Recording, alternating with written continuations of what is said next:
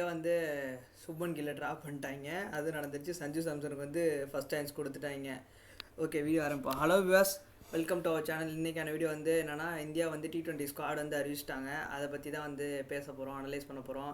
எல்லோரும் பெரிய டாபிக் என்னென்னா வந்து சுப்மன் கில்லை வந்து ட்ராப் பண்ணியிருக்காங்க. சுப்மன் கில்லை ட்ராப் பண்ணிவிட்டு இஷான் கிஷன் ஃப்ரேம்லேயே இல்லை, அவரை வந்து உள்ளே கொண்டு வந்திருக்காங்க.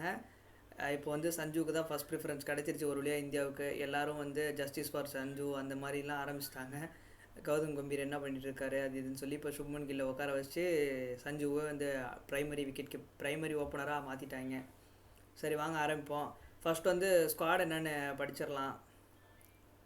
ஃபஸ்ட் வந்து ஸ்குவாட் என்னென்னா வந்து சஞ்சு சாம்சன், அபிஷேக் சர்மா, திலக் வர்மா, சூரியகுமார் யாதவ், ஹார்திக் பாண்டியா, சிவம் துபே, அக்சர் பட்டேல் வைஸ் கேப்டனாக அறிவிச்சிருக்காங்க. அக்சர் பட்டேல் தான் வந்து வைஸ் கேப்டனு.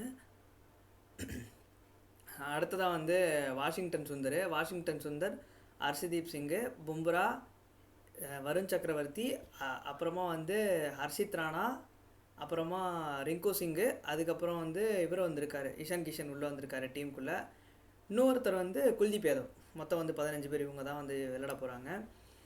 இப்போது இதில் வந்து இந்தியாவில் தான் மேட்ச், இந்தியாவில் தான் வந்து இந்த வேர்ல்டு கப் வந்து ஹோஸ்ட் பண்ணுறாங்க. ஸோ இந்தியாவில் நடக்கிறதுனால கண்டிப்பாக வந்து ஸ்பின்னு நல்லா ஹெவியாக வச்சுருக்காங்க டீம், பிரச்சனை கிடையாது.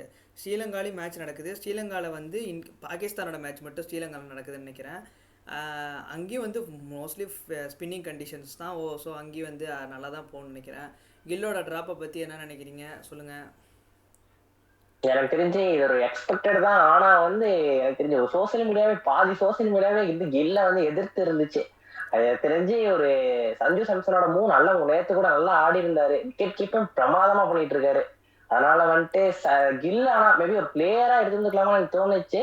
ஆனா இஷான் கிஷன் வந்து எக்ஸ்பெக்ட் நீ சொன்ன மாதிரி ஃப்ரேம்ல இல்லாத ஒரு ஆள் தான். ஆனா ரீசெண்டா கூட நல்லா பண்ணிருக்காரு இஷான் கிஷன். அந்த சையத் முஸ்தக் அலி டிராஃபில கூட ஒரு கேப்டனா ஒரு இல்லை, நேற்று கூட ஆமாம் இந்த ட்ராஃபி வின் பண்ணிட்டு சொல்லியிருந்தாரு, நான் நல்லா பண்ணியிருக்கேன், இந்தியாவுக்கே நல்லா தெரியும் நான் எப்படி பண்ணியிருக்கேன்னு சொல்லி, கண்டிப்பாக வந்து எனக்கு கால் வரும்னு நினைக்கிறேன்னு சொன்னார். தான் சோசியல் மீடியா தான் பாதி இந்தியன் டீமே செலக்ட் பண்ணிருக்கு. பாருங்க, கில்லு கிடையாது, அதே மாதிரி இந்த டைம் சஞ்சு சாம்சன் வந்துட்டாரு, இப்போ இஷான் கிஷன். ஆனால் வந்து இப்போ கில்லு கிடையாதுங்கிறது தான் வந்து உண்மையாலுமே. ஏன்னா கில்லு வந்து T20 பிளேயரு, அவ்வளோவா T20 வந்து இன்னும் பண்ணலை.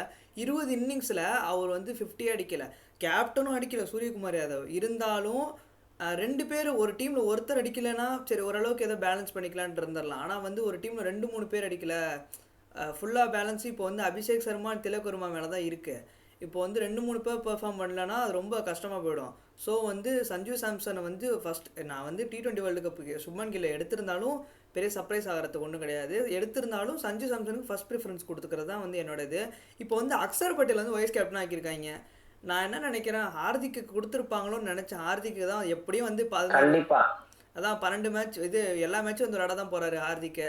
ஸோ வந்து அவர் தான் வந்து ஃபஸ்ட் ப்ரிஃபரன்ஸ் கொடுப்பாங்கன்னு நினச்சேன். மேபி ஏதாவது இன்ஜுரி ஆகிடுச்சுன்னா அப்புறம் ஹார்திக் வெளியில் போகிற மாதிரி இருக்கும், சிவம் துபே வச்சு சமாளிச்சிக்கலாம். ஸோ அதனால் வைஸ் கேப்டன் கூட கொடுக்காம அக்சரை கொடுத்துருக்கலாம்.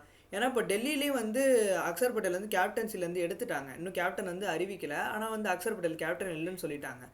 ஸோ வந்து அந்த மூவ் எப்படி ஒரு ஒர்க் ஆகும்னு தெரில. எனக்கு தெரிஞ்சு அக்சர் பட்டேல் ஆனால் வந்து எதுவும் தப்பாலாம் பண்ணல. ஐபிஎல்லையுமே வந்து ஃபஸ்ட்டு ஒரு 6 மேட்ச் டெல்லிக்கு நல்லா ஜெயிச்சுலாம் கொடுத்துட்டாரு ஈஸியாக அவர் கேப்டனாக. அதுக்கப்புறம் அவரோட இன்ஜுரினால தான் வந்து வெளியில் போனார்.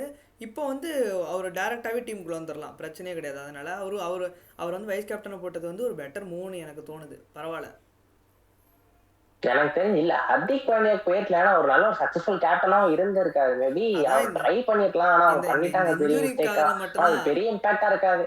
அதான் இந்த இன்ஜுரிக்காக மட்டும்தான், வேறெல்லாம் ஒன்றும் கிடையாது. இப்போ எப்படியும் சூரியகுமார் வந்து ஒரு 20 ஓவர்லாம் அவருக்கு என்ன ஒரு இன்ஜுரியுமே இல்லை. ஸோ அவர் வந்து டேரெக்டாக எப்படி 20 ஓவர் எல்லா ஓவரும் ஃபீல்டிங்கில் இருந்துருவார்.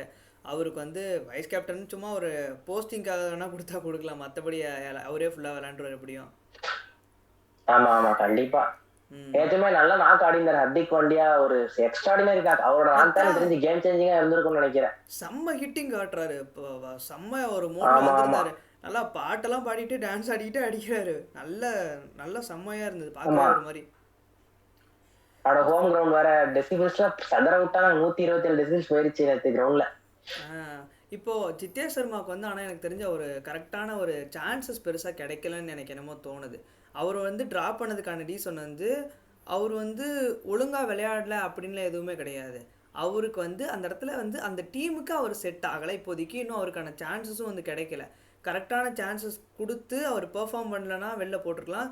மேபி இப்போ அவங்க அவங்க என்ன சொன்னாங்க ரீசன் அப்படின்னா, சுப்மன் கில்லையும் ஏன் எடுக்கலன்னு சொன்னதுக்கான ரீசன் என்னன்னா, நாங்கள் வந்து சஞ்சு சாம்சனை விக்கெட் கீப்பர் வந்து ஓப்பனர் ஆடுறோம். இன்கேஸ் எங்களுக்கு எதாவது சஞ்சு சாம்சன் வந்து ஒழுங்காக விளையாடல இல்லை இன்ஜுரி அப்படின்னா, எங்களுக்கு வந்து ஒரு விக்கெட் கீப்பர் பேட்டர் ஓப்பனர் தான் வந்து ரீப்ளேஸ் பண்ண முடியும். அதனால தான் நாங்கள் வந்து இஷான் கிஷன் எடுத்தோம். சுப்மன் கில்லை எடுக்காததுக்கு காரணமும் அதே தான் சொன்னாங்க. அதுக்கப்புறம் ஜிதேஷ் சர்மாவுக்கும் அதே தான் சொன்னாங்க. நாங்கள் வந்து ஒரு பிரைமரி ஃபினிஷராக வந்து ரிங்கு சிங்கே எடுத்துகிட்டு போகிறோம் அப்படின்னு சொன்னாங்க. எனக்கு என்ன தோணுதுன்னா, குல்தீப் யாதவும் ஒரு நல்ல மேட்ச் வின்னர் தான். ஆனால் எவ்வளோ மேட்ச் வந்து இங்கே குல்தீப் யாதவ் ஆட முடியும்? இப்போ நேற்று வந்து வாஷிங்டன் சுந்தர் பவர் பிளேல எக்ஸ்ட்ராடினரியாக போட்டார். குவிண்டன் டிகாக் அவ்வளோ ஒரு நல்ல ஒரு பேட்டிங் டச்சில் காமிச்சார். செம்மையாக ஆடினார். நல்ல ஒரு பவர் ஹிட்டிங் காமிச்சார். ஆனாலும் அவரை வந்து அடிக்கவே விடல வாஷிங்டன் சுந்தர். ரொம்ப கஷ்டப்படுத்தினார். அதே மாதிரி ரைட் ஹேண்டர்ஸ்க்கும் நல்லா போட்டார். 4 ஓவர் 30 ரன்னு நினைக்கிறேன், எனக்கு தெரியல சரியான ஞாபகம். அதே தான் 4 ஓவர் 30 ரன்னு தான். ஸோ வந்து இப்போ நான் என்ன நினைக்கிறேன்னா, இப்போ வந்து இவங்க வந்து நல்லா யூஸ் பண்ணலாம். வாஷிங்டன் சுந்தரோட பவுலிங் வந்து நல்லா யூஸ் பண்ணாங்கன்னா டீம் இந்தியாவுக்கு இன்னும் எஃபெக்டிவாக இருக்கும்னு நான் நினைக்கிறேன். நீங்கள் என்ன நினைக்கிறீங்க? ஆமா, கண்டிப்பாலுமே இது எக்ஸ்ட்ராடினரியா போட்டாரு. அதாவது அந்த ஹர்ஷீப்போட 23 ஓவர்ஸ் 23 ரன்ஸ் அந்த ஒரு ஓவர்ல போனதுக்கு அப்புறம் அந்த பவர் பிளே காப்பாதுலயே அந்த நம்ம வாஷிங்டன் சுந்தர் தான் அவ்வளவு நல்லா போட்டிருந்தாரு. நேத்து லாஸ்ட் ஒரு 2 மேட்ச் ஹர்ஷீப் சிங் ஒழுங்கா இல்ல. பவுலிங் பக்கம் வரணும் இந்தியாவோட பவுலிங்ல. இது ஆனா பும்ரா வந்து ஒரு குட் சைன். யாக்கா திருப்பி வந்து நெயில் பண்ண ஆரம்பிச்சிட்டாரு. அதுதான் இங்க வந்து ஒரு மிகப்பெரிய பிளஸ் பாயிண்டா இருக்கும்னு நினைக்கிறேன் வேர்ல்டு கப்ல. நீங்க என்ன நினைக்கிறீங்க? ஆமாம், நேற்று நான் ரொம்ப எப்படி சொல்கிறது, அந்த 230 மேட்ச்லேயுமே இவர் ஒரு ஆள் மட்டும் 4 ரன் ரேட்டில் ஓவர் போட்டுட்டு இருந்தார். யாருமே ஆமா, வந்து எக்கனாமிக்கல் ரொம்ப நல்ல ஒரு எக்கனாமி. இப்போ இந்தியாவுக்கு வந்து எப்போவுமே ஒரு பிரச்சனை என்னன்னா, இந்த டெய்லண்டர்ஸ் வந்து க்ளோஸ் பண்ணுறதுல இந்தியாவுக்கு நிறைய ஸ்ட்ரகிள்ஸ் இருந்திருக்கு. இப்போ நேற்றுமே வந்து வருண் சக்கரவர்த்தி அவ்வளோ விக்கெட்ஸ் எடுத்தார். உடனே விக்கெட்லாம் எடுத்து திருப்பி கேமுக்குள்ளே கொண்டு வந்துட்டார். இருந்தாலும் மார்க்கோ ஆன்சன் வந்து ஈஸியாக வருண் சக்கரவர்த்தியை ஸ்ட்ரெயிட்டில் 2 6 அடித்தார். இதுதான் நான் என்ன சொல்கிறேன்னா, ஒரு டெய்லண்டர் வந்து இந்தியா ஆனால் பும்ரா கிட்ட அது வந்து வேலைக்கு ஆகாது. பும்ரா வந்து டெய்லண்டர்லாம் ஈஸியாக எடுத்துருவார். ஆனால் யாருக்கிற நல்லா நெயில் பண்ணி வந்து ஈஸியாக எடுத்துருவார். ஸோ வந்து அதை தான் நான் சொன்ன மாதிரி இப்போ ஹர்ஷ்தீப் சிங்கையும் வாஷிங்டன் சுந்தரையும் வச்சு பவர் பிளேல ஆரம்பிச்சாங்கன்னா கூட, இப்போ ஹார்திக் பாண்டியா வந்து நமக்கு ஒரு ஆப்ஷனலாக இருப்பார். இப்போ இன்கேஸ் வந்து ஹர்ஷ்தீப் வந்து அடி வாங்கினா போடுற மாதிரி, இல்லை வாஷி அடி வாங்கினா போடுற மாதிரி, அக்ஷர் பட்டேல் வந்து அடி வாங்கினா போடுற மாதிரி, இந்த மாதிரி ஒரு ஆப்ஷன் நமக்கு வந்து ஓப்பன் ஆகும். என்னை பொறுத்த வரைக்கும் இப்போ நான் ஒரு ப்ராபபிள் பிளேயிங் 11 சொல்கிறேன். இது வந்து கரெக்டாக இருக்கும்னு நான் நினைக்கிறேன். Abhishek Sharma, Sanju Samson open, Sanju Samson wicket keeper. Number 3ல வந்து பேஸ்டாக அந்த விக்கெட்ஸ் வந்து இப்போ ரைட் ஹேண்டர் அவுட் ஆடினா ரைட் ஹேண்டர் இல்லை லெஃப்ட் ஹேண்டர், அந்த மாதிரி சூரியகுமாரும் திலக் வர்மாவும் நம்பர் 3 நம்பர் 4. நம்பர் 5க்கு வந்து ரொம்ப இயர்லி ஆடினா வந்து சிவம் துபே ஆடணும், இல்லைனா அக்ஷர் பட்டேல் ஆடணும். எனக்கு தெரிஞ்சு அக்ஷர் பட்டேல் ஆடலாம். ஏன்னா விக்கெட்ஸ் வந்து அவர் கொஞ்சம் நேரம் எடுத்துகிட்டு போகிறார் மேட்சை. அதுக்கப்புறமா நம்பர் 6ல் வந்து ஹார்திக் பாண்டியா, 7ல் சிவம் துபே. சிவம் துபே வந்து நான் இன்னும் ஃபினிஷராக ட்ரஸ்ட் பண்ண மாட்டேன் அவ்வளோ சீக்கிரம். ஏன்னா வந்து சிவம் துபே ஒன்றும் பெர்ஃபார்ம் பண்ணி காட்டலை. ஒரு ஃபினிஷராக அவர் வந்து ஒரு ஸ்பின் கிட்டர், நல்லா ஃப்ரண்ட்டில் வந்து ஒரு மிடில் ஓவர்ஸில் ஸ்பின்னரை நல்லா அடிப்பார். ஆனால் ஃபினிஷ் பண்ண முடியுமா? ஃபாஸ்ட் பவுலருக்கு அகேன்ஸ்ட் தான் அவர் கொஞ்சம் கஷ்டப்படுறாரு. அது என்னன்னு பார்ப்போம். அதுக்கு வந்து இன்கேஸ் வந்து ஸ்பின்னர் வந்து நிறைய விக்கெட்ஸ் எடுத்துகிட்டு இருக்க மாதிரி இருந்தால் நம்பர் 5 வந்து சிவம் துபே கூட அனுப்பலாம். ஹார்திக் வந்து ஃபினிஷராக வச்சுட்டு இப்போ வந்து இதுவே 7 வரைக்கும் வந்துருச்சு. நம்பர் 8ல் வாஷிங்டன் சுந்தர் ஆடினா இன்னொரு பேட்டிங் கிடைக்கும் நமக்கு. ஏன்னா வாஷிங்டன் சுந்தர் ஆஸ்திரேலியாவில் செம்மையாக ஒரு 50 அடித்தார். நல்லா நாக்காது, செம்ம அடி. அன்றைக்கெலாம் ஆஸ்திரேலியன் போலர்ஸை ரொம்ப ஃபாஸ்ட்டாக அடித்தார், நல்லா அடித்தார். ஸோ வந்து நம்பர் 8க்கு அவர் நல்ல ஒரு பேட்டர், யூஸ்ஃபுல் பவுலர், நல்ல ஒரு பவுலர், ஒரு வேரியேஷன் கொண்டு வருவார். கண்டிப்பா பவர் பிளேல பார்த்தா நம்ம பவுலிங், அவரோட பவுலிங் எக்ஸ்ட்ராடினரியா போட்டார். பவர் பிளேயர் நல்ல மூவ் ஆன சூரியகுமார் கிட்ட வந்து சொல்லணும். ஆமாம், அதுவும் நல்லா பண்ணார். எனக்கு என்னமோ இப்போ தான் எக்ஸ்பெரிமெண்ட் பண்ணுறாங்கன்னு தோணுது. வாஷியை வந்து பவர் பிளேல போட்டால் எப்படி இருக்குன்னு சொல்லி எக்ஸ்பெரிமெண்ட் பண்ணுற மாதிரி தான் இருக்குது. எல்லாருக்கும் பண்ணதுல சும்மா சஞ்சு சாம்சன் அவ்வளோ மேட்ச் உட்கார வச்சுட்டு இந்த மேட்ச் இறக்கணும், இது ஒரு நல்ல எக்ஸ்பெரிமெண்ட். வாஷியை கொடுத்தா அது ஒரு நல்ல எக்ஸ்பெரிமெண்ட் தான். சீரியஸா கடைசி வரை அபிஷேக் சர்மா போட்டார். மேட்ச் வின் பண்ண போறான்னு தெரிஞ்சிருச்சு, அதனால அபிஷேக் சர்மா போட்டார். சும்மா ட்ரை நல்ல மூவ் ஆன, கொஞ்சம் நல்லா ஃபன்னா இருந்துச்சு. இப்போ இருக்கிற இந்த இந்தியன் டீமில் வந்து இதுதான் ஒரு ப்ளஸ். என்னன்னா வந்து நிறைய பவுலிங் ஆப்ஷன்ஸ் நமக்கு இருக்கு. திலக் வர்மா கூடமே வந்து நல்லா பந்து போடுவார். திலக் வர்மாவால் நல்லா பந்து போட முடியும். அதாவது சும்மா ஆவரேஜாக வந்து ஓவர்ஸ் போட முடியும். அதே மாதிரி வந்து அபிஷேக் சர்மாவாலையும் வந்து ஓவர்ஸ் நிறைய போட முடியும். இப்போ நான் சொன்ன மாதிரி வாஷிங்டனையும் சுந்தரையும் எடுத்துட்டோம்னா நமக்கு வந்து சிவம் துபே நம்பர் 5ல் அவர் ஒரு ஆப்ஷனு, அடுத்த 6ல் ஹார்திக் ஒரு ஆப்ஷனு, 7ல் அக்ஷர் பட்டேல் ஒரு ஆப்ஷன், வாஷி ஒரு ஆப்ஷனு, அடுத்ததாக வந்து வருண் சக்கரவர்த்தி இருக்காரு, ஹர்ஷதீப் இருக்காரு, அடுத்து வந்து பும்ராவோட சேர்த்து ஒரு 7 வந்து நமக்கு கிடைக்கும். அது இல்லாமல் அபிஷேக் சர்மா 8, திலக் வர்மா 9ன்னு இவ்வளோ பவுலிங் ஆப்ஷன்ஸ் நமக்கு வந்து கிடைக்கும்.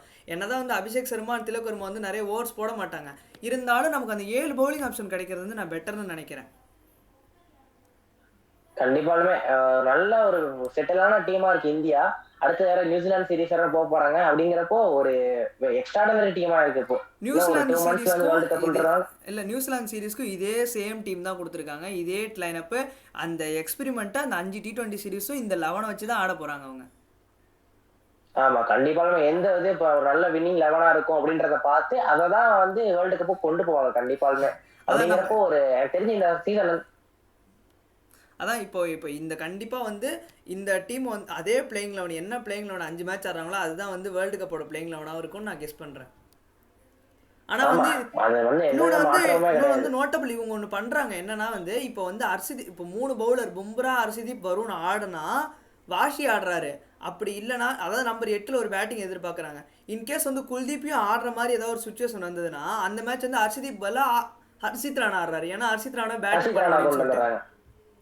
இப்போ வந்து அவங்க அதாவது குல்தீப் எதை உள்ளே வர மாதிரினா ஹர்ஷதீப் வெளில போகணும், ஹர்ஷித் ராணா உள்ளே வருவார் கண்டிப்பாக. அது வந்து ஒரு காம்பினேஷனாக அவங்க வச்சுருக்காங்க. ஆமா ஆமா ஆமா ஏன்னா அந்த நம்பர் 8ல் வந்து பேட்டிங் ஆடணுங்கிறதுக்காக.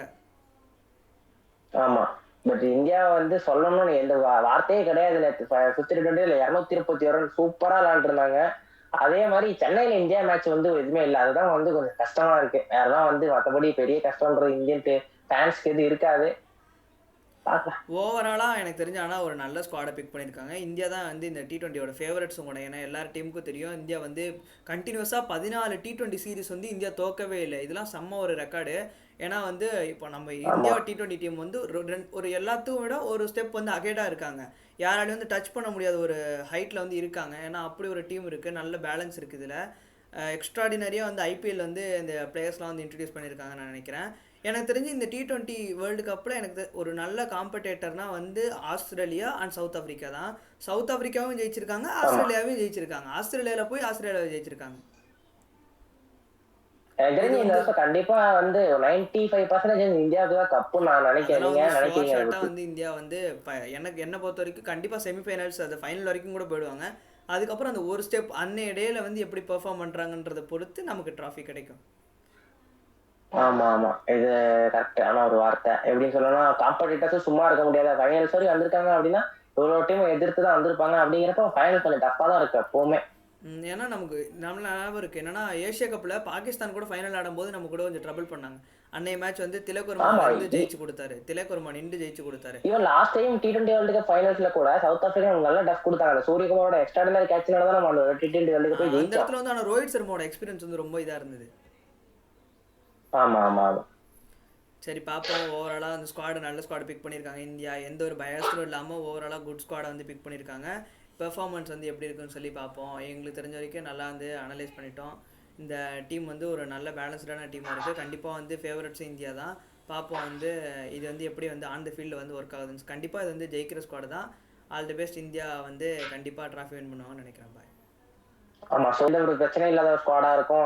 கொஞ்ச நாள் ட்ரால் இல்லாம இருப்பாரு கௌதம் கம்பீர். ரொம்ப ட்ரால் வாங்கிட்டாரு சோசியல் மீடியாஸ்ல. ரீசெண்ட் டேஸ்ல நிறைய பார்த்துட்டு இருக்கேன். ஆனால் அது கொஞ்சம் நல்ல ஸ்குவாட் தான், பார்க்கலாம் இந்த வருஷம். கௌதம் கம்பீர் இருந்தாலும் கொஞ்சம் ஹர்ஷித் ராணாவுக்கும் சுப்மன் கில்லுக்கும் கொஞ்சம் ஃபேவரிசம் பண்ணிட்டாரு. ஆமா, பேரண்ட்ஸ் வந்துட்டாரு. அதுதான் உண்மை. இந்த டைமும் அதுல T20 world cup Harshit Rana இல்லாம ஸ்குவாட் இல்ல அப்படின்ற மாதிரி தான் ஆனால் ஆயிடுச்சு. ஹர்ஷித் ராணா வந்து ஸ்குவாட் ரீசெண்ட் கீழே நிறைய டேஸில் கமெண்ட்ஸ். இல்லை இவ்வளோ மேட்சஸ் கொடுத்ததுக்கு ஹர்ஷித் ராணா நல்லா டெலிவர் பண்ணியிருக்காரு ஓரளவுக்கு டீசெண்டாக.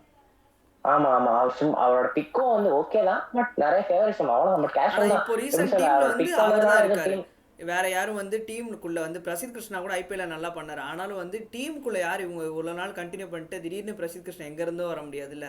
இப்போ வந்து இஷான் கிஷனுமே ஆமா அந்த ஆமா ஆமா ஸ்மார்ட் பெர்ஃபார்மன்ஸு ஸ்மார்ட்ல அவர் அடிச்ச 540 ரன் சம்திங் அடிச்சிருக்காரு 10 மேட்சஸ்ல. ஆவரேஜ் வந்து ஆமா, 57 வச்சிருக்காரு. 540 ரன் பக்கம் தான் அடிச்சிருக்காரு. ஆவரேஜும் 54 சம்திங் வச்சிருக்காரு.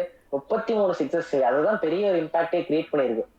அதான் பார்த்தேன். அவர் ரொம்ப நல்லா விளாண்டுருந்தாரு. கண்டிப்பாக அவர் வந்து ஒரு டிசர்வ்ட் பிளேயர் தான். பார்ப்போம் வந்து எனக்கு தெரிஞ்சு. ஆனால் சஞ்சு மோரோவர் எல்லா மேட்சும் விளாண்டுருவாரு. இஷான் கிஷன் வந்து ஒரு பேக்கப்பாக தான் இருக்க முடியும். பார்ப்போம்.